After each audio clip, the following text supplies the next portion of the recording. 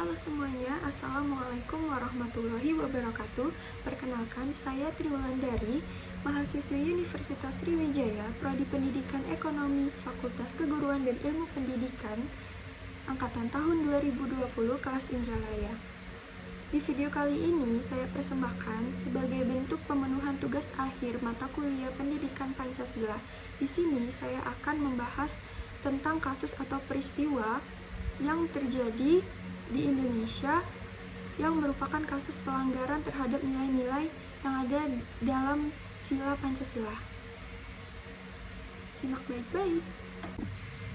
Kasus yang akan saya komentari yaitu mengenai mempekerjakan anak di bawah umur. Kasus ini terjadi di Pekanbaru, Riau, Sumatera, yaitu seorang anak berusia 14 tahun bernama Amelia dipekerjakan paksa sebagai buruh pabrik. Kemudian saat ia bekerja sebagai buruh pabrik di perusahaan yang mempekerjakannya, ia pun dianiaya di sana. Kronologisnya yaitu Amelia awalnya dijemput seseorang yang mengaku sebagai teman ayahnya untuk suatu urusan. Namun kemudian Amelia malah dipekerjakan sebagai buruh di pabrik tersebut. Dia dipekerjakan di suatu perusahaan sebagai buruh pabrik, padahal umurnya masih belia, yaitu 14 tahun, yang seharusnya dia itu bersekolah layaknya anak-anak yang semestinya. Pada saat dia bekerja di pabrik, dia seringkali dianiaya dengan cara dibanting dan juga seringkali dimarahi serta juga dengan kekerasan-kekerasan lainnya saat berada di pabrik tempat ia dipaksa bekerja. Setelah berjalan lama, Amelia pun sebagai buruh pabrik merasa sangat tertekan dengan penyiksaan dari perusahaan kepada dirinya. Kemudian saat pegawai-pegawai pabrik lainnya mulai lengah dan ada kesempatan, Amelia pun kabur, sehingga ia melarikan diri dari perusahaan. Terkait kasus tersebut, ternyata respon pemerintah itu tidak sesuai ekspektasi yang seharusnya. Pihak keluarga sudah melaporkan kasus ini ke pihak kepolisian, namun sejauh ini laporan di Polsek Bukit Raya belum ada tindak lanjutnya. Padahal sejumlah alat bukti termasuk hasil visum sudah diserahkan. Akhirnya Amelia pun dipulangkan ke kampung halamannya dan dikembalikan kepada orang tuanya. Baik, berdasarkan kasus dan kronologis yang telah saya paparkan tadi, simak penjelasan dan komentar saya terhadap kasus tersebut. Pancasila sering disebut sebagai way of life, pegangan hidup, pedoman hidup, atau pandangan dunia. Makna Pancasila sebagai pandangan hidup bangsa Indonesia adalah sebagai pedoman bagi seluruh masyarakat Indonesia dalam bersikap dan bertingkah laku sehari-hari. Pancasila sebagai pandangan hidup menjadi landasan moral kepedulian manusia sepanjang masa. Pancasila pada hakikatnya adalah nilai-nilai adat istiadat, nilai-nilai kebudayaan, dan nilai religi yang terdapat dalam pandangan hidup masyarakat Indonesia. Karena berasal dari pandangan hidup masyarakat, maka Pancasila merupakan kepribadian bangsa dan sebagai sumber hukum negara. Kesimpulannya adalah Pancasila sebagai pandangan hidup berarti merupakan pedoman yang digunakan dalam kehidupan sehari-hari sehingga apapun yang dilakukan dalam kegiatan sehari-hari diharapkan tidak melanggar nilai yang terkandung dalam sila-sila yang ada di dalam Pancasila. Komentar saya terhadap kasus tersebut ialah yang pertama, kasus mempekerjakan dan menganiaya anak tersebut jelas ini melanggar Pancasila sila kedua yang berbunyi kemanusiaan yang adil dan beradab. Di sini menunjukkan bahwa manusia yang mempekerjakan anak tersebut, perusahaan yang telah mempekerjakan anak tersebut itu tidak memiliki sikap manusiawi. Apakah dengan mempekerjakan anak di bawah umur itu adalah sikap manusiawi yang baik? Seharusnya mereka paham bahwa anak usia 14 tahun itu kewajibannya adalah belajar. Kemudian cara mereka untuk mempekerjakan anak tersebut pun dengan cara menculik gitu. Dan saat mempekerjakan anak tersebut juga dilakukan penganiayaan yang sungguh tidak ada sifat manusianya gitu.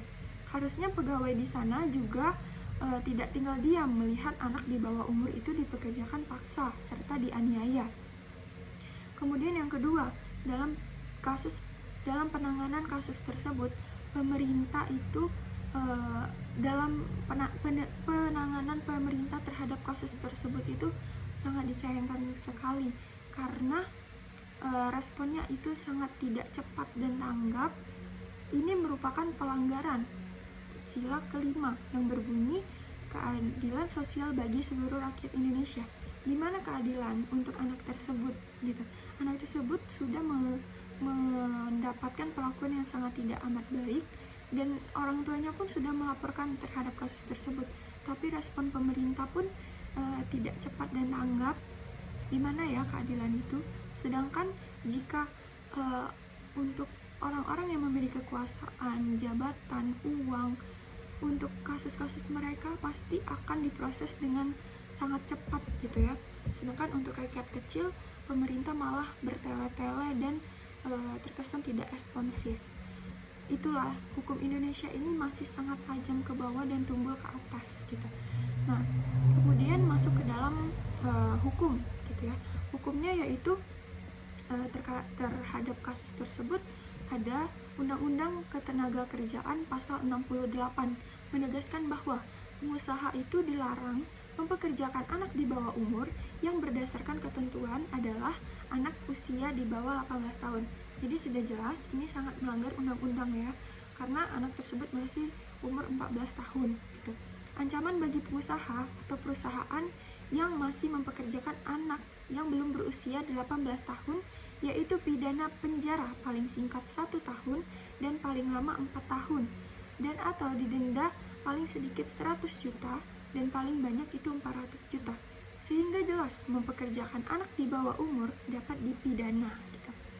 Kemudian bagaimana jika keadaan anak di bawah umur ini harus tetap bekerja, namun dalam artian bukan seperti Amelia tadi, dalam keadaan terpaksa membantu orang tuanya gitu ya, ekonomi sulit. Maka ada pasal 69 telah memberikan ketentuan pengecualian yang membolehkan dengan syarat usianya 13 sampai dengan 15 tahun, waktu kerjanya tidak boleh lebih dari 3 jam, dilakukan pada siang hari, tidak mengganggu waktu sekolah, ada izin tertulis dari orang tua, ada perjanjian kerja dengan orang tua, dan diberikan upah sesuai dengan peraturan perundang-undangan. Kemudian juga untuk anak yang membantu orang tuanya gitu, ada pasal 69 ayat 3, yaitu memberikan pengecualian bahwa anak yang bekerja pada usaha keluarganya hanya untuk sekedar membantu, tidak diberlakukan ketentuan perundang-undangan tersebut. Nah, untuk pasal 69 yang mengecualikan atau dengan syarat-syarat tadi itu mungkin berlaku untuk pekerja atau anak-anak magang gitu ya. Baik, sekian pembahasan yang dapat saya sampaikan. Lebih dan kurangnya saya mohon maaf.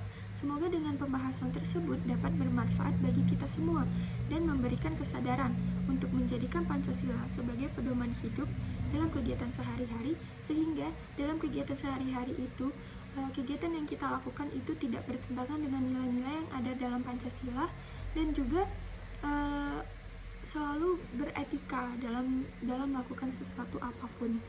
Dan jangan lupa untuk menghormati hak asasi manusia lainnya sesuai dengan salah satu nilai yang terkandung dalam Pancasila.